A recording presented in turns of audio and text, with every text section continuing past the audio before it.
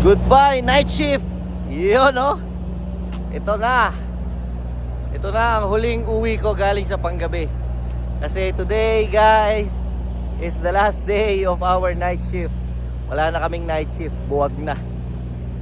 So medyo long weekend kami ngayong dadating na nitong weekend na to. Kasi ay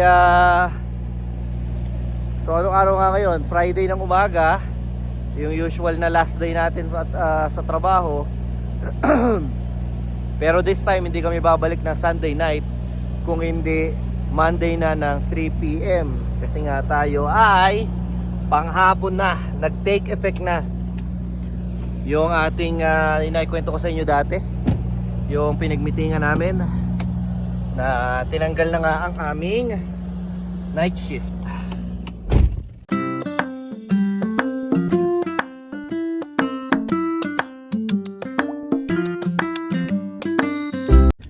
Ewan, magkakaalaman kung ano magiging resulta, kung ano mangyayari.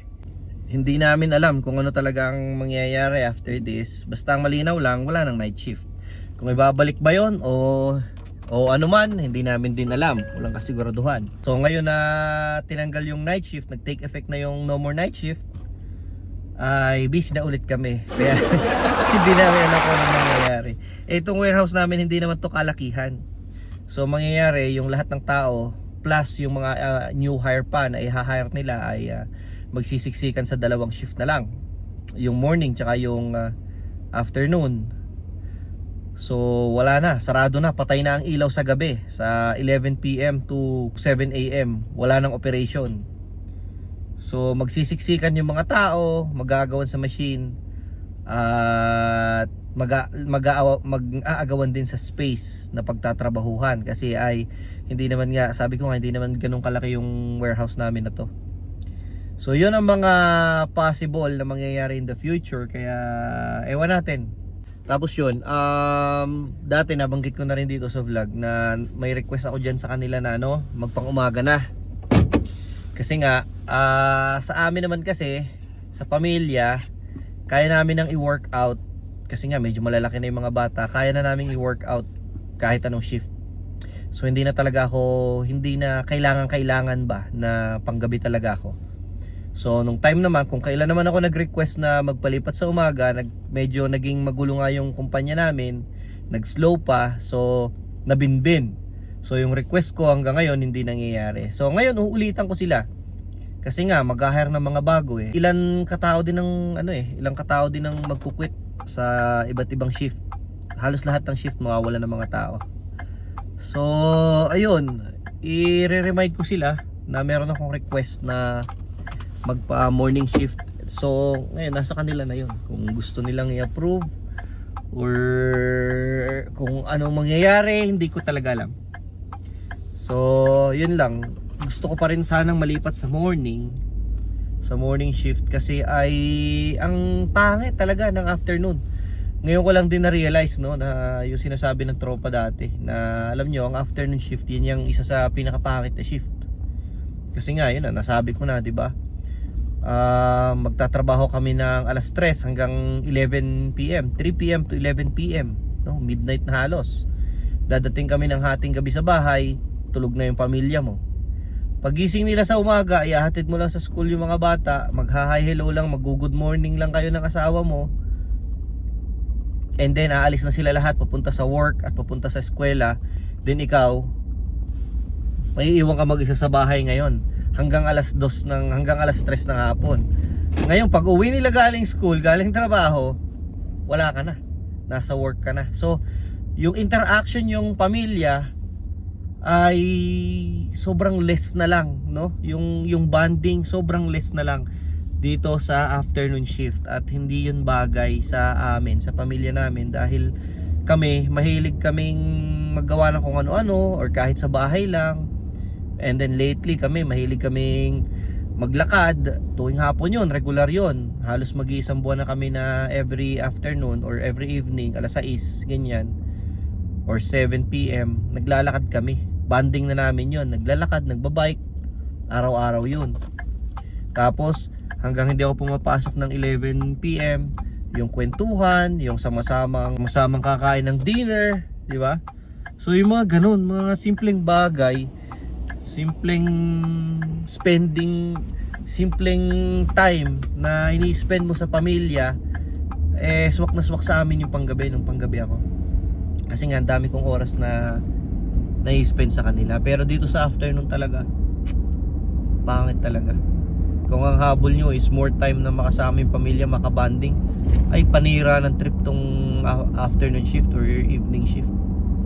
Yung 3 PM to 11 PM, napakapangit niya nga. Ayan, so pauwi na tayo. At sana naman makalipat tayo ng morning shift. O hindi, makalipat na ng trabaho. Alam nyo, isa rin yan sa kino-consider ko na naghahanap-hanap na rin ako ng ibang trabaho. Napatsyempo pa nga dito sa ganito. So sabi ko parang napaka-tsyempo talaga, no? Parang right timing talaga na maghanap na nga ng ibang linya. Pero wala pa sa kalinawan, kaya pinakikiramdaman ko pa, kumbaga. Kung mag-a-apply ako, saan ako mag-a-apply? Ano bang linya ng trabaho ang pupuntahan ko? Kung malabo pa lahat. Pero kayo rin naman ako na makakaalam pag nalipat ako ng morning shift sa same na trabaho or nakalipat ako ng ibang trabaho, nasa plano na rin yun, kumbaga nagtitingin-tingin din ng mga mga possibility na pwede natin puntahan, pwede nating linyahan. Ako sa totoo lang, ang gusto ko lang, ang pangarap ko, kung bago man ako tumanda ng sa pagtatrabaho dito sa Canada, ay medyo umangat-angat pa ako yung sahod ko from kung how much yung sinasahod ko ngayon. Kasi yun, sa mga nandito sa Canada, pag sinabing forklift operator, nagtatrabaho sa warehouse, halos naman yun halos standard naman yan alam nyo na halos kung magkano yung per hour niyan, yung maximum na pwedeng makuha, no?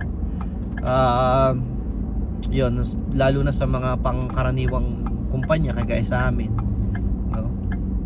Magkano yung top rate, di ba? Wala na, kapag nakuha mo kasi yung top rate, sabihin ng in 3 years or in 5 years, pag nakuha mo yung top rate mo sa warehouse as a forklift operator, wala na, angat man yun ng every year, sentimo na lang yun. Yun yung inaangat sa mga worker dito taon-taon.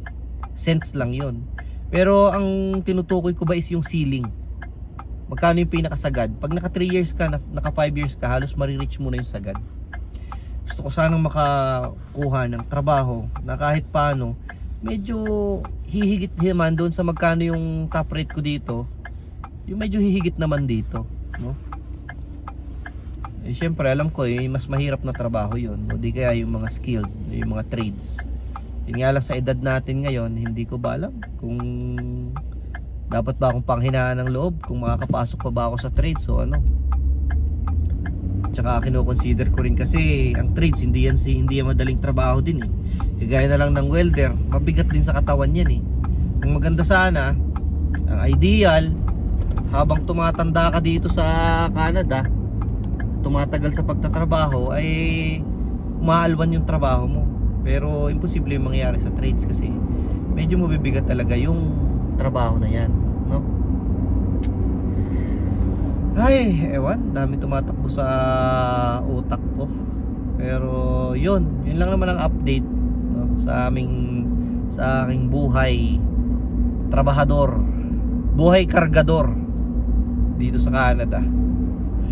So yun, ngayon ko lang naisip, sa January, 5 years na pala ako. 5 years na pala ako sa kumpanyang to, no, sa January. Alahin mo nga naman yun, ano. Ganoon naman kasi tayo tumatagal tayo sa isang kumpanya. Hindi naman kasi tayo yung kamo nga madaling manawa na every month o every year iba ng trabaho. Kahit paano ako kasi pinahalagahan ko rin yung kumpanya na to dahil syempre yung pay okay din naman. Tsaka nung nagsimula kami dito sa Canada, ito talaga yung nagsalba sa amin para makasurvive kami ni Joyce, no? Ito yung unang full-time job ko. Tapos dito talagang naramdaman ko na kahit paano umangat naman yung kinikita ko, hanggang sa nabot nga natin yung top rate sa kumpanya. Kaya lang ang tanong is, hanggang doon na lang ba yun? Hanggang doon na lang ba ang pwede natin gawin? Siyempre dito sa Canada, dito walang limit dito. Hanggat gusto mo, hanggat kaya mo, hanggat porsigido ka, ika nga nila, may pag-asa, may tsansa. Lalo na kung hindi ka tamad na mag-aral, kung willing kung up for challenge ka na mag-aral ka ng mag-aral, mas mataas yung possibility na mapaunlad pa natin yung sarili natin.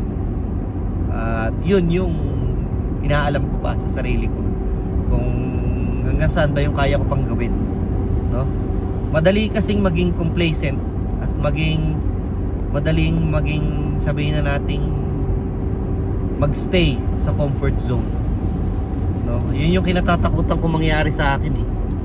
Yung sabihin ko lang sa sarili ko na okay na to, sumasahod naman ng ganito, pwede na to habang buhay, di ba? Kasi meron pa rin akong mga goal ba, meron pa rin akong mga pangarap na gustong makuha, gustong makamit. So ang dami ko sinasabi. Si Lord na lang ang bahala sa atin. Basta kung ano man, thankful tayo sa kung anong trabaho ang nandyan. Kung makahanap ako ng trabaho na makalipat ako na mas mababa ang sahod, okay lang din naman yun, as long as may chance na mas tumaas pa sa kung magkano yung sinasahod ko ngayon. Pero ika nga nila, ang mahalaga dyan kasi ay gusto mo yung ginagawa mo, no? So sana mahanap ko yun. Yung trabaho na gusto mo yung ginagawa mo, pagkatapos okay yung management, pagkatapos maganda pa yung kita mo, no? Yun ang ideal, yun ang napakaganda sana, no? Sana may ganon. Sana may ganon. Meron bang ganon? Maganda na yung kita, maganda pa yung environment, mababait pa yung boss mo, di ba? Sana nga may ganon, no? Oh, ganito na nga lang tong pinagsasasabi ko, kung ano-ano na yung pinagsasasabi ko. So, at salamat sa pagsama, and yun lang naman ang balita natin sa buhay Canada. Thank you for watching. See you on the next one. Bye-bye. Napakabango ng buong bahay.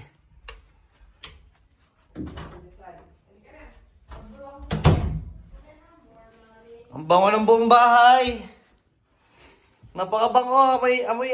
Amoy pandesalan. Amoy bakery. The pandesal has cream cheese inside. It's so good. Talaga? Nilagyan niyan wow! Lactose free. Ano yan? Pandesal with cream cheese. Anong lactose free? Lactose free na, cream cheese. Para pwede ka. You know. Kunin Daddy, look. Yan ang bagong gawa ni Kuya. I'll take the small one. Wait. Kagabi guys, pala, guys, bago ako natulog, naggawa pa, ano pala yan, nakatulog kasi ako kagabi. Hindi ko na nakita nung ginawa mo. Ang galing. cream cheese.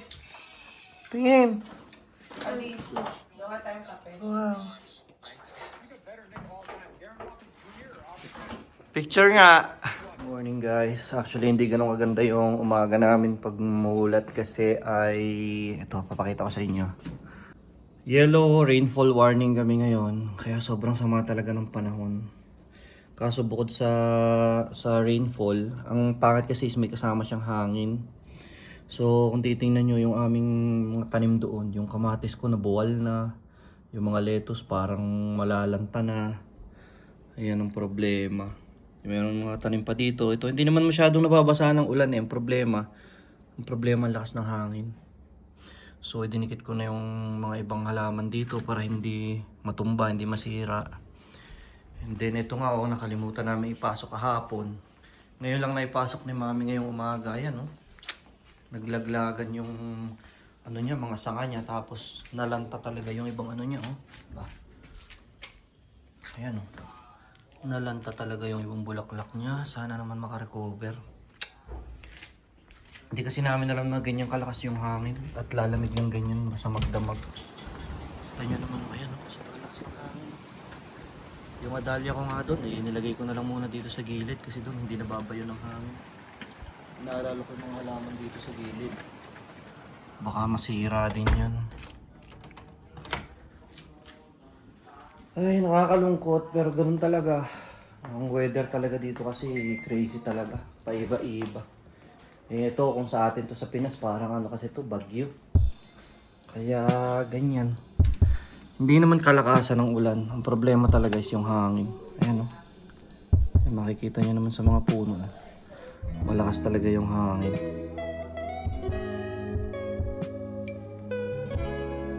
So ngayon ay ano kami nagre-ready lang kami kasi sisimba kami. At kakanta kami ngayon ng kuya. So yun, dyan muna kayo. See you guys.